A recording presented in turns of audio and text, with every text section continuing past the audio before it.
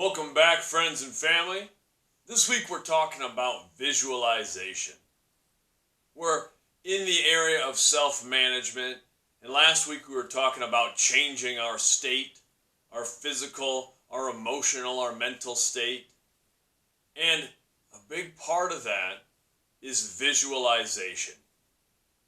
And that's anything we want in life. We have to see it first.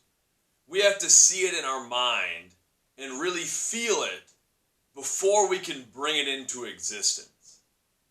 We're not just going to stumble into things. And that's such a tragedy when people think that way, when they hope that they're just going to luck into something. I hate to say it, but it's never going to happen that way. We don't just stumble into the things we really want. We have to think about them. We have to visualize those things. And for me, visualization isn't about some magical manifestation. Some people think that, okay, if you just concentrate on something, it'll will it into the universe. I look at it a little more practically. The things that we continually think about, those are the things we find time for. Those are the things we give our energy to. And even if it's sort of subconscious, even if we don't necessarily think, oh, I checked off some box on the way to this goal today, if we're continually thinking about it, we begin to frame our lives around those things. And that's what brings them into reality.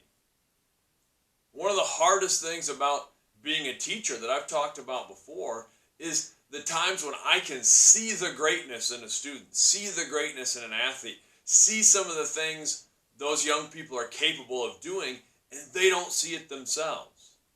And that's part of the job. That's part of why we do these things, is to hopefully just allow people the opportunity to see what they're capable of, to see the greatness you already have.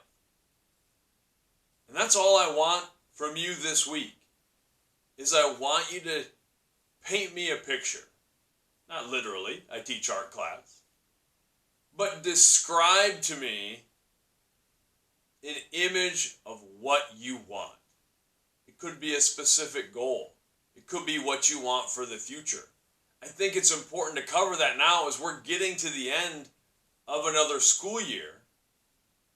So it's students wrapping up a school year and thinking about what they might want in the next school year, or for those graduating seniors, what you want for this next step of life and beyond.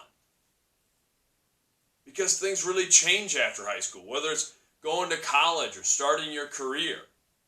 You're in that point where you're making these big life decisions. And that can be scary, but it's also exciting.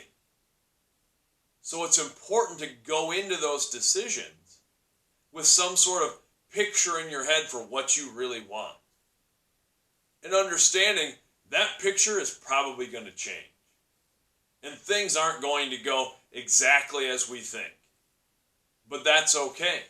We alter our pictures a little bit as we go, but we still have that image, that North Star to follow. So create an image. Describe it to me this week, down to the finest detail. Because those are the things that will be able to shape our lives around and bring to fruition. Let's have a great week. Much love.